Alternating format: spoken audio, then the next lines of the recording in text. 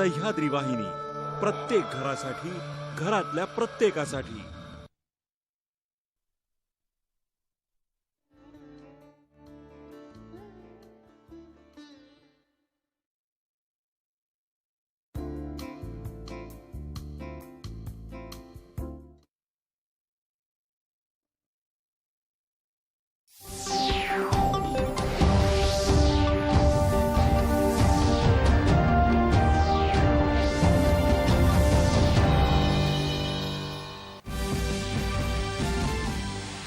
Unlock 1च्या पहिल्या टप्प्याअंतर्गत प्रतिबंधित क्षेत्र वगळता 30 जूनपर्यंत बहुतांश व्यवहार टप्प्यानं सुरू करण्यासाठीच्या मार्गदर्शक सूचना केंद्रीय गृह मंत्रालयाकडून जाहीर। 8 जूनपासून मॉल्स, हॉटेल्स आणि धार्मिक स्थळं सुरू केली जाणार। देशभरात रात्री 9 ते पहाटे 5 पर्यंतची संचारबंदी लागू। केंद्र सरकारच्या वर्षपूर्तीनिमित्त पंतप्रधानांचं जनतेला पत्र। सरकार 24 तास सजग आणि संवेदनशीलतेनं जनसेवेसाठी कटिबद्ध। पंतप्रधान नरेंद्र मोदी मन की बात या कार्यक्रमाद्वारे उद्या सकाळी 11 वाजता आकाशवाणीवरून जनतेशी थेट संवाद साधणार। देशात कोविड-19चे रुग्ण बरे होण्याचा दर 47%हून अधिक। रुग्णसंख्या दुप्पट होण्याचा कालावधी 15 दिवसांपर्यंत पोहोचला। राज्यात आज 2940 नव्या कोरोना रुग्णांची नोंद। रुग्णसंख्या दुपटीचा कालावधी 17.5 दिवसांवर पोहोचला। विद्यार्थ्यांच्या आरोग्याला प्राधान्य देत विद्यापीठांच्या परीक्षा घेण्याबाबत विविध पर्याय पडताळून पाहण्याचे मुख्यमंत्री उद्धव ठाकरे यांचे निर्देश। आणि कोरोना रुग्णांच्या उपचारासाठी येत्या आठवडाभरात सुमारे 8,000हून अधिक खाटा उपलब्ध होणार। आरोग्यमंत्री राजेश टोपे। नमस्कार, 9:30च्या बातमीपत्रात मी सोनल चव्हाण आपलं स्वागत करते। आता पाहूया बातम्या विस्तारानं। कोविड-19चा संसर्ग रोखण्यासाठी देशभरात लागू करण्यात आलेल्या 4 लॉकडाऊन्सनंतर केंद्र सरकारनं आता जून महिन्यापासून अनलॉक 1 हा टप्पा जाहीर केला आहे। कोरोनाची काळजी घेतानाच देशभरात व्यवहार सुरू करून अर्थव्यवस्था हळूहळू रुळावर आणण्यावर या काळात भर दिला जाणार आहे। लॉकडाऊन विषयक नव्या मार्गदर्शक सूचना गृह मंत्रालयानं आज जारी केल्या। या सूचना 30 जूनपर्यंत लागू असतील। या काळात प्रतिबंधित क्षेत्र वगळता जवळपास सर्वच व्यवहार टप्प्याटप्प्यानं सुरू करण्यासाठी परवानगी दिली जाणार आहे। त्यानुसार प्रतिबंधित क्षेत्र वगळता 8 जूनपासून इतर सर्व ठिकाणी हॉटेल्स, रेस्टॉरंट्स आणि शॉपिंग मॉल्स सुरू केली जाणार आहेत। तसंच 8 जूनपासून धार्मिक स्थळंही सुरू केली जाणार आहेत। या सर्व ठिकाणी जाण्यासाठीची नवी नियमावली आरोग्य मंत्रालय लवकरच जारी करेल। दुसऱ्या टप्प्यात शैक्षणिक संस्था सुरू करण्याविषयी राज्य आणि केंद्रशासित प्रदेशांशी चर्चा केली जाईल। तसंच पालक आणि इतर हितसंबंधियांशी सल्लामसलत करून जुलै महिन्यात याबाबत निर्णय घेतला जाईल। या संदर्भातही आरोग्य मंत्रालय प्रमाणित नियमावली जारी करेल। तिसऱ्या टप्प्यात त्यावेळच्या परिस्थितीचं मूल्यमापन करून पुढचे व्यवहार सुरू करण्याबाबत चर्चा होईल। यात आंतरराष्ट्रीय हवाई वाहतूक, मेट्रो, चित्रपटगृह, मनोरंजनाची साधनं, बगीचे, बार आणि सार्वजनिक स्थळं सुरू करणं, सामाजिक, राजकीय, शैक्षणिक, सांस्कृतिक, धार्मिक आणि क्रीडाविषयक कार्यक्रम किंवा संमेलनं सुरू करणं त्यावेळची परिस्थिती बघून हा निर्णय घेतला जाईल। 1 जूनपासून सुरू होणाऱ्या टप्प्यामध्ये कोरोना व्यवस्थापनासाठी राष्ट्रीय निर्देश कायम राहणार आहेत। यात चेहरा झाकणं, मास्कचा वापर, शारीरिक अंतराचं पालन, सभा आणि एकत्र येण्यावर बंदी, सार्वजनिक ठिकाणी थुंकणं, कुठल्याही समारंभात 50 पेक्षा जास्त लोकांच्या उपस्थितीला परवानगी नाही, अंत्यविधीसाठी 20 पेक्षा जास्त लोकांना परवानगी नाही, दारू, पान, गुटखा, तंबाखू इत्यादींचं सार्वजनिक ठिकाणी सेवन करण्याचं बंधन असेल।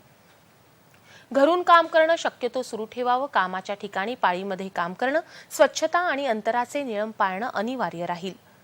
1 जूनपासूनही रात्री 9 ते पहाटे 5 पर्यंतची संचारबंदी देशभर लागू राहणार आहे। केवळ अत्यावश्यक सेवा वगळता या काळात कुठल्याही वाहतुकीला परवानगी नसेल। देशभरातल्या प्रतिबंधित क्षेत्रात 30 जूनपर्यंत लॉकडाऊन कायम राहणार आहे। प्रतिबंधित क्षेत्र निश्चित करण्याचे अधिकार जिल्हा प्रशासनाला देण्यात आले असून आरोग्य मंत्रालयाच्या मार्गदर्शक सूचनांनुसार हे क्षेत्र ठरवले जातील। लॉकडाऊनचे सर्व नियम या क्षेत्रांना यापुढेही लागू राहतील. सर्व राज्य आणि केंद्रशासित प्रदेशांना त्या ठिकाणची परिस्थिती बघून प्रतिबंधित क्षेत्राच्या बाहेरही गरज असल्यास निर्बंध लागू करण्याचे अधिकार देण्यात आले आहेत. मात्र गृह मंत्रालयाचे निर्बंध शिथिल करण्याचे त्यांना अधिकार नसतील. व्यक्ती आणि वस्तूंच्या आंतरराज्य आणि राज्यांतर्गत वाहतुकीवर निर्बंध नाहीत. मात्र राज्यांनी परिस्थितीनुसार त्याबद्दल निर्णय घ्यायचा आहे. लहान मुलं आणि 65 वर्षे वयापेक्षा जास्त व्यक्ती, इतर आजार असणाऱ्या व्यक्ती, गर्भवती महिला यांनी अत्यावश्यक नसल्यास घराबाहेर पडू नये अशी सूचना करण्यात आली आहे. आरोग्य सेतूचा वापर सर्वांनी करण्याच्या सूचनाही देण्यात आल्या आहेत. राज्य आणि केंद्रशासित प्रदेशांशी चर्चा करून त्यांच्या सूचनांनुसार या मार्गदर्शक सूचना तयार करण्यात आल्या आहेत. केंद्र सरकारनं गेल्या वर्षभरात प्रत्येक दिवस 24 तास अत्यंत सजगतेनं आणि संवेदनशीलतेनं काम केलं आहे, असं पंतप्रधान नरेंद्र मोदी यांनी म्हटलं आहे. मोदी यांच्या नेतृत्वाखालील केंद्रातल्या भाजपा सरकारच्या दुसऱ्या कार्यकाळाच्या वर्षपूर्तीनिमित्त पंतप्रधान मोदी यांनी देशवासियांना पत्र लिहिलं आहे. सरकारच्या अनेक निर्णय आणि योजनांमुळे शहरी आणि ग्रामीण भागातली दरी कमी होत आहे. देशाची अर्थव्यवस्था पुन्हा रुळांवर आणू असं आश्वस्त करताना भारत नक्कीच आत्मनिर्भर होईल असा विश्वास त्यांनी व्यक्त केला. देशासमोर अनेक आव्हानं आजही आहेत, मात्र त्यांच्यावर मात करण्यासाठी सरकार सातत्यानं प्रयत्न करत आहे असं त्यांनी म्हटलं आहे. वर्षभरातली सरकारची कामगिरी पंतप्रधानांनी या पत्रात मांडली आहे. सारे फैसले इन्हीं बड़े सपनों की उड़ान है. आज जन जन से जुड़ी जन मन की जनशक्ति राष्ट्र शक्ति की चेतना को प्रज्वलित कर रही है. गत एक वर्ष में देश ने सतत नए स्वप्न देखे, नए संकल्प लिए और इन संकल्पों को सिद्ध करने के लिए निरंतर निर्णय लेकर कदम भी बढ़ाए. भारत की इस ऐतिहासिक यात्रा में देश के हर कोने से, हर समाज, हर वर्ग और हर व्यक्ति ने बखूबी अपना दायित्व निभाया है. सबका साथ, सबका विकास, सबका विश्वास, इस मंत्र को लेकर आज देश सामाजिक हो या आर्थिक, वैश्विक हो या आंतरिक, हर दिशा में आगे बढ़ रहा है. गेल्या वर्षभरात 9.5 कोटींपेक्षा जास्त शेतकऱ्यांच्या खात्यात 72,000 कोटी रुपये जमा करण्यात आले असून किसान सन्मान निधी योजनेत जवळपास प्रत्येक शेतकऱ्यांचा समावेश झाला आहे असं पंतप्रधान म्हणाले. त्याशिवाय या वर्षभरात जम्मू काश्मीरमधील कलम 370 हटवणं, अयोध्येत राम मंदिराचं बांधकाम सुरू करणं, तिहेरी तलाकची प्रथा रद्द करणं, नागरिकत्व कायद्यात सुधारणा, श्रमिकांसाठी पेन्शन योजना, पशूंसाठी मोफत लसीकरण योजना, आर्थिक सुधारणा अशा सर्व कामांचा त्यांनी उल्लेख केला आहे. कोविड-19च्या विरुद्ध लढ्यातही सरकार विजयाच्या मार्गावर वाटचाल करत आहे. मात्र या मार्गावर वाटचाल करत असतानाच जनतेला, विशेषतः गरीब कामगार आणि मजुरांना होत असलेल्या प्रचंड त्रासाची सरकारला जाणीव असून त्यांच्यासाठी जे जे शक्य आहे ते सरकार करेल अशी ग्वाही पंतप्रधानांनी या पत्रात दिली आहे. इसके लिए प्रत्येक भारतीय के लिए प्रत्येक दिशा निर्देश का पालन करना बहुत आवश्यक है. जैसे अभी तक हमने धैर्य और जीवटता को बनाए रखा है, वैसे ही उसे आगे भी बनाए रखना है. एक बड़ा कारण है कि भारत आज अन्य देशों की तुलना में ज्यादा संभली हुई स्थिति में है. ये लड़ाई लंबी है, लेकिन हम विजय पथ पर चल पड़े हैं.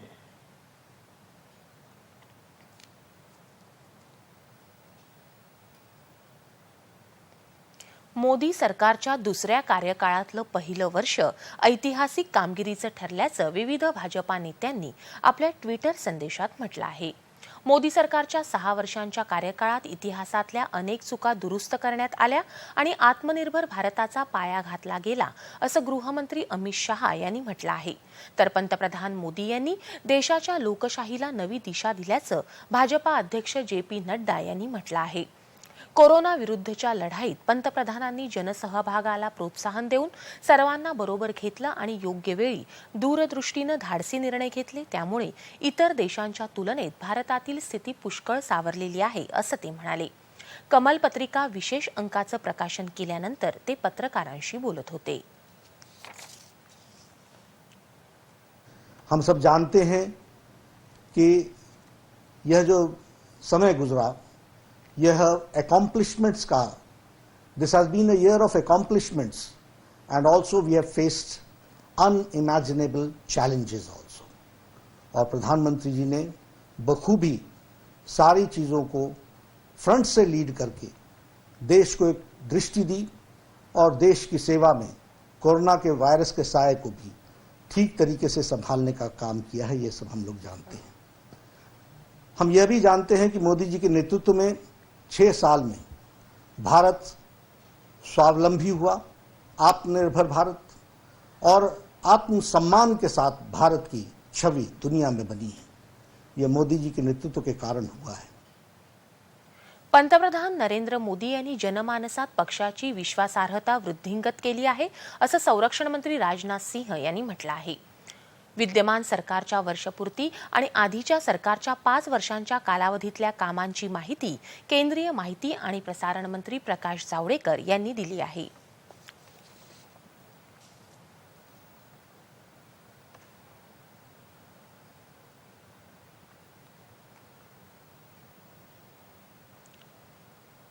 मोदी सरकार के दूसरे कार्यकाल का 1 साल पूरा हुआ है. 2014 से देखेंगे तो 6 साल पूरे हुए हैं. ये 6 साल में भारत बहुत बदला. गरीब को आवाज मिला, सामाजिक न्याय मिला, जो विभाग अविकसित थे उनको आकांक्षा मिली और कौशल मिला, युवाओं को रोजगार के अवसर मिले. ऐसे में पिछले 1 साल में बड़े बड़े फैसले हुए जिसमें 370 धारा का हटना, राम मंदिर निर्माण शुरू होना, ट्रिपल तलाक पर पाबंदी लगना, बैंकों का विलय होना और आर्थिक क्षेत्र में सबसे कम कॉर्पोरेट टैक्स वाला देश बनना, बहुत सुधार हुए. पंतप्रधान नरेंद्र मोदी मन की बात या कार्यक्रमाद्वारे उद्या सकाळी 11 वाजता आकाशवाणीवरून जनतेशी थेट संवाद साधणार आहेत. त्यानंतर लगेचच या कार्यक्रमाचा मराठी अनुवाद सकाळी 11:30 वाजता आणि पुन्हा प्रसारण रात्री 8 वाजता सह्याद्री वाहिनीवरून प्रसारित होईल. हा या कार्यक्रमाचा 64वा भाग आहे. हा कार्यक्रम आकाशवाणीच्या सर्व केंद्रांवरून तसंच सर्व वाहिन्यांवरून एकाच वेळी प्रसारित होईल. या व्यतिरिक्त आकाशवाणीच्या संकेतस्थळावरून तसंच दूरदर्शनच्या YouTube वाहिनीवरून लाईव्ह स्क्रीनिंगच्या माध्यमातून थेट प्रसारित होईल. दूरदर्शनच्या राष्ट्रीय DD news, DD Bharati, DD India, DD Urdu आणि डीडी किसान या वाहिन्यांवरून सुद्धा हा कार्यक्रम प्रसारित होईल. न्यूज ऑन AIRच्या मोबाईल ॲपद्वारेही हा कार्यक्रम थेट ऐकता येणार आहे.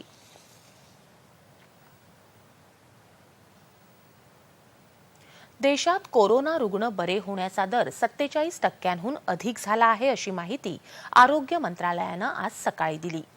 योग्य वेळी लॉकडाऊन लागू केल्यामुळे भारतातली कोरोना बाधितांची संख्या इतर देशांच्या तुलनेत कमी राहिल्याचं आरोग्य मंत्रालयानं म्हटलं आहे. देशातल्या कोविडच्या सक्रिय म्हणजेच उपचार सुरू असलेल्या रुग्णांची संख्या आता 86,422 वर पोहोचली असून आतापर्यंत 82,369 रुग्ण उपचारानंतर बरे झाले आहेत. गेल्या 24 तासात 11,264 रुग्ण बरे झाले आहेत. आतापर्यंत 4,980 रुग्णांचा या आजारात मृत्यू झाला आहे. देशभरातल्या एकूण कोविड रुग्णांची संख्या 1,73,491 एवढी झाली आहे. रुग्णसंख्या दुप्पट होण्याचा कालावधी गेल्या 3 दिवसात 15 दिवसांपेक्षा जास्त झाला आहे. देशात कोरोनाच्या चाचण्या करण्यासाठी सध्या 462 सरकारी तर 200 खासगी प्रयोगशाळा आहेत. आतापर्यंत कोरोनाच्या 36,12,242 चाचण्या झाल्या आहेत. जगातल्या कोरोना रुग्णांची संख्या 60,62,491 इतकी झाली आहे. त्यापैकी 26,84,990 रुग्ण उपचारानंतर बरे झाले आहेत. संसर्गित रुग्णांपैकी 98% रुग्णांमध्ये सौम्य लक्षणं असून केवळ 2% रुग्ण गंभीर अवस्थेत आहेत. जगात आतापर्यंत कोरोनामुळे 3,67,451 रुग्णांचा मृत्यू झाला आहे. राज्यात आज 2,940 नव्या कोरोना रुग्णांची नोंद झाली तर 99 जणांचा मृत्यू झाला. सर्वाधिक 54 मृत्यू आज मुंबईत झाले. राज्यात आज 1,084 रुग्ण बरे होऊन घरी परतले. आजपर्यंत राज्यात 28,081 बाधित रुग्ण कोरोनामुक्त झाले आहेत. राज्यात एकूण बाधित रुग्णांची संख्या 65,168 इतकी झाली आहे तर आतापर्यंत 2,197 जणांचा मृत्यू झाला आहे. राज्याचा रुग्ण दुपटीचा कालावधी 17.5 दिवस झाला आहे तर रुग्ण बरे होण्याचा दर 43.7% झाला आहे. राज्यातील मृत्यूदर 3.37% झाल्याची माहिती राज्याच्या आरोग्य मंत्रालयानं दिली आहे.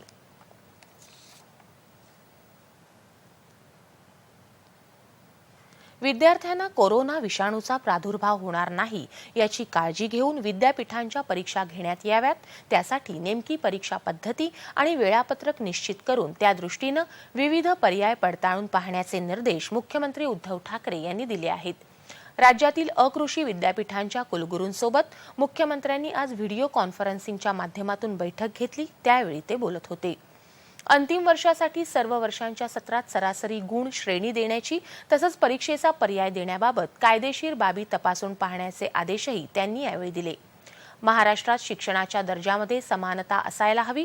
शिक्षण सुलभ कसं करता येईल यावर जोर द्यायला हवा.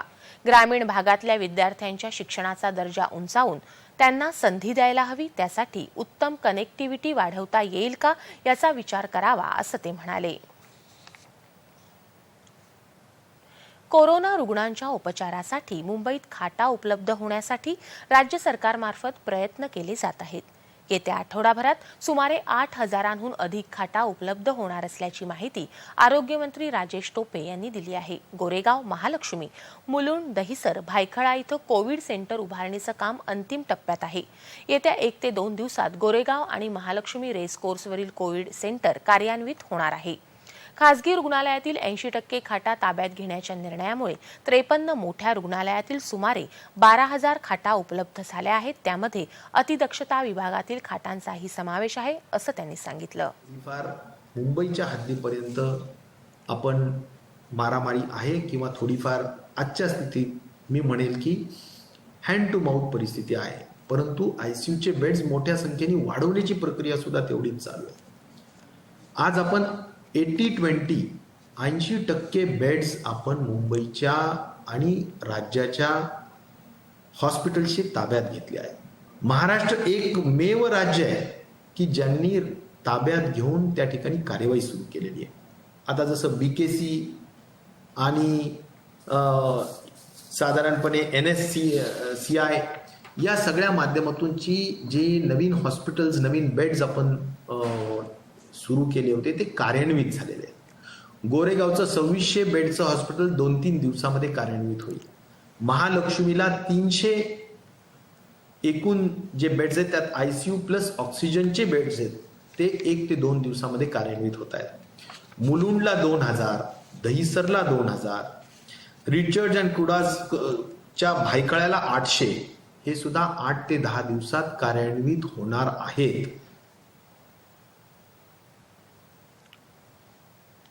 वर्ष 2019-20 हे रेल्वेच्या इतिहासात सुरक्षितता आणि कामगिरी या दोन्ही अर्थांनी लक्षणीयरित्या यशस्वी वर्ष ठरलं आहे. या वर्षात रेल्वे अपघातात एकाही प्रवाशाचा मृत्यू झाल्याची नोंद नाही असं रेल्वे मंत्री पियुष गोयल यांनी म्हटलं आहे. मोदी सरकारच्या वर्षपूर्तीनिमित्त त्यांनी लिहिलेल्या विशेष लेखात रेल्वे विभागाच्या कामगिरीचा लेखाजोखा मांडला आहे। या वर्षात रेल्वेनं सर्व मानवरहित रेल्वे क्रॉसिंग काढून टाकली असून कर्मचारी असलेली 274 क्रॉसिंग देखील काढून टाकण्यात आली आहेत। तसंच दुहेरीकरण आणि रेल्वे गेज परिवर्तनाचा वेग देखील या वर्षात 2226 किलोमीटरपर्यंत वाढवला आहे असं त्यांनी सांगितलं। रेल्वे मालवाहतुकीनंही औद्योगिक क्षेत्रात भरीव योगदान दिलं आहे। कोविड संकटाच्या काळात रेल्वेनं देशभरात आवश्यक मालाचा पुरवठा, कोविडच्या रुग्णांसाठी रेल्वे डब्यांचं अलगीकरण कक्षात रूपांतर आणि श्रमिक रेल्वेच्या माध्यमातून स्थलांतरितांना घरी पोहोचवण्याची महत्त्वाची कामगिरी केली आहे असंही पियुष गोयल यांनी म्हटलं आहे। जम्मू काश्मीरच्या कुलगाम जिल्ह्यात सुरक्षा रक्षकांशी झालेल्या चकमकीत 2 दहशतवादी ठार झाले आहेत। वाणपोरा भागात दहशतवादी लपले असल्याची माहिती सुरक्षा दलांना मिळाली होती। त्यानुसार त्यांनी शोध मोहीम सुरू केली। या दरम्यान दहशतवाद्यांनी गोळीबार सुरू केल्यावर सुरक्षा रक्षकांनी त्याला प्रत्युत्तर दिलं। या चकमकीत 2 दहशतवादी ठार झाले। पोलीस कर्मचाऱ्यांना कोरोनाचा संसर्ग होऊ नये यासाठी नागपूर पोलीस दलानं स्वयंस्फूर्तीची कास धरली आहे। इथल्या पोलीस प्रशासनानं पोलीस स्टेशनमध्ये कोविड-19 रुग्णालय उभारलं आहे। 40 खाटांची क्षमता असलेल्या या रुग्णालयात सध्या 20 खाटा तयार करण्यात आल्या आहेत। या ठिकाणी आयसोलेशनसह सर्व सुविधा निर्माण करण्यात आल्या असून व्हेंटिलेटर आणि पॅथॉलॉजी लॅबची सुविधा देखील ठेवण्यात आली आहे। पोलिसांच्या स्वॅबची तपासणी देखील या रुग्णालयात करण्यात येत आहे। रुग्णालयात स्वच्छतेची विशेष काळजी घेण्यात येत असून इथले काही बेड वरिष्ठ पोलीस अधिकाऱ्यांसाठी राखीव ठेवण्यात आले आहेत। जिल्हा प्रशासकीय यंत्रणेवर अवलंबून न राहता नागपूर पोलीस दलानं निर्माण केलेलं हे कोविड-19 रुग्णालय संकट काळात पोलिसांसाठीच वरदान ठरणार आहे।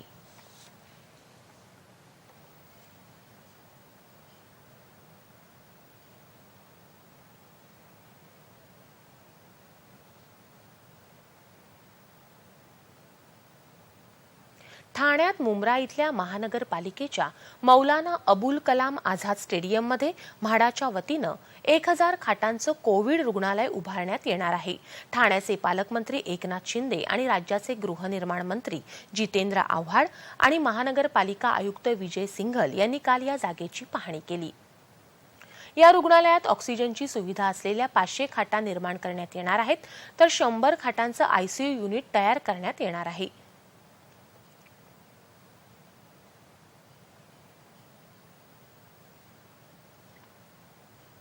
बीड शहरासह जिल्ह्यातल्या काही भागात संचारबंदी हटवण्यात आली असल्याची माहिती जिल्हाधिकारी राहुल रेखावार यांनी दिली आहे।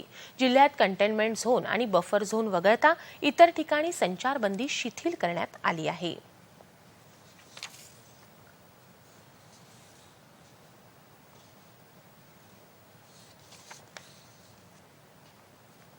विधान परिषदेचे विरोधी पक्षनेते प्रवीण दरेकर यांनी आज परळ इथल्या केईएम रुग्णालयाला भेट दिली। यावेळी आमदार कालिदास कोळंबकर उपस्थित होते।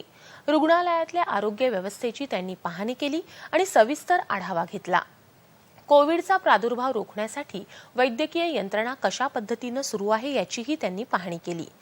रुग्णालयाचे अधिष्ठाता देशमुख यांची दरेकर यांनी भेट घेतली। रुग्णालयातल्या कोविड रुग्णांच्या सद्यस्थितीची आणि त्यांच्यावरील उपचारांची त्यांनी माहिती करून घेतली।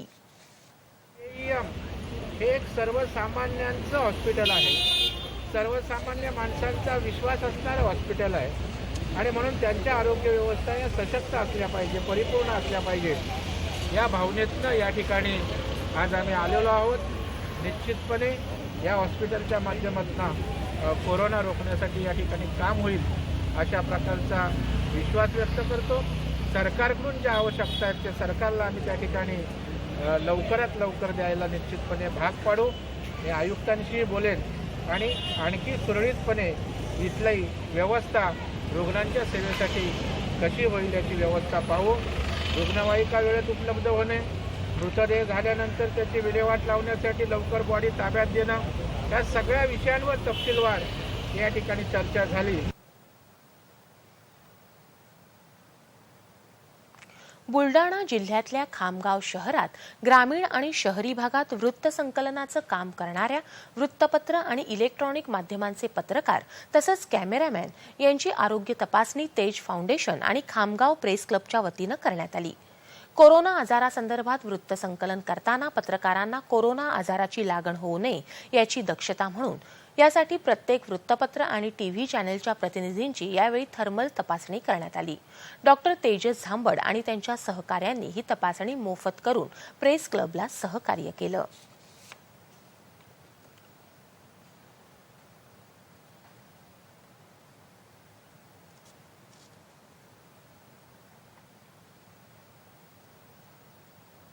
सिंधुदुर्ग जिल्ह्यात कोरोनाच्या पॉझिटिव्ह रुग्णांची संख्या वाढत चालली आहे। त्यामुळे या जिल्ह्यात कोविड-19च्या नमुन्यांची चाचणी करण्यासाठी प्रयोगशाळा सुरू करण्यास मंजुरी द्यावी अशी मागणी आमदार वैभव नाईक यांनी केली होती। त्यानुसार या जिल्ह्यासाठी कोविड तपासणी लॅब सुरू करायला मंजुरी मिळाली आहे अशी माहिती वैभव नाईक यांनी दिली आहे।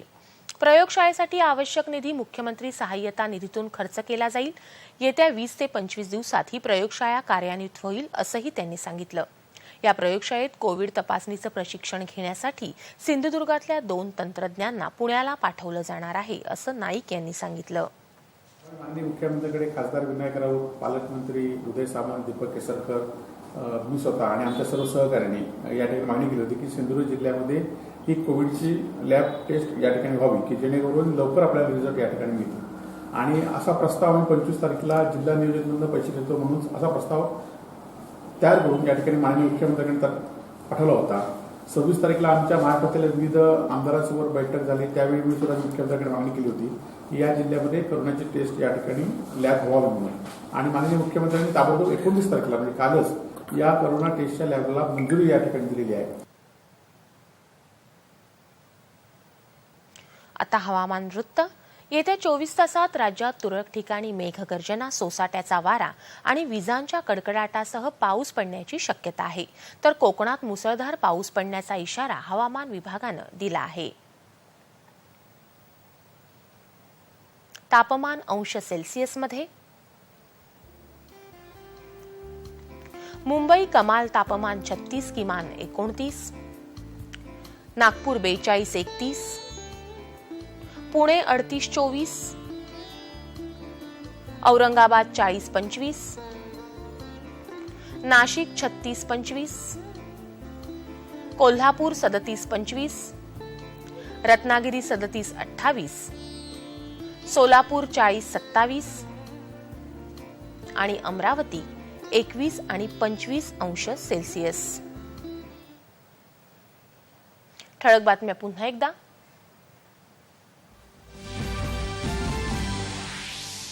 अनलॉक 1च्या पहिल्या टप्प्याअंतर्गत प्रतिबंधित क्षेत्र वगळता 30 जूनपर्यंत बहुतांश व्यवहार टप्प्यानं सुरू करण्यासाठीच्या मार्गदर्शक सूचना केंद्रीय गृह मंत्रालयाकडून जाहीर।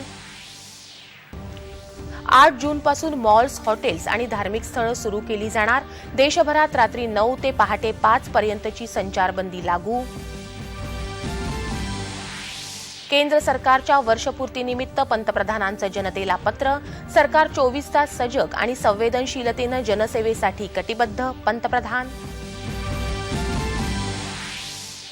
पंतप्रधान नरेंद्र मोदी मन की बात या कार्यक्रमाद्वारे उद्या सकाळी 11 वाजता आकाशवाणीवरून जनतेशी थेट संवाद साधणार।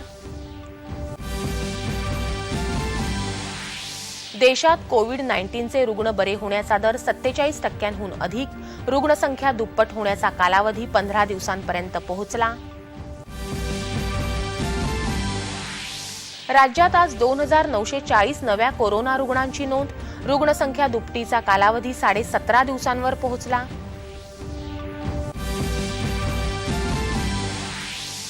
विद्यार्थ्यांच्या आरोग्याला प्राधान्य देत विद्यापीठांच्या परीक्षा घेण्याबाबत विविध पर्याय पडताळून पाहण्याचे मुख्यमंत्री उद्धव ठाकरे यांचे निर्देश। आणि कोरोना रुग्णांच्या उपचारासाठी येत्या आठवडाभरात सुमारे 8,000हून अधिक खाटा उपलब्ध होणार। आरोग्यमंत्री राजेश टोपे। याबरोबरच हे बातमीपत्र संपलं। पुन्हा भेटूया उद्या सकाळी 8:30 वाजता पुढील बातमीपत्रात सह्याद्री वाहिनीवर। नमस्कार।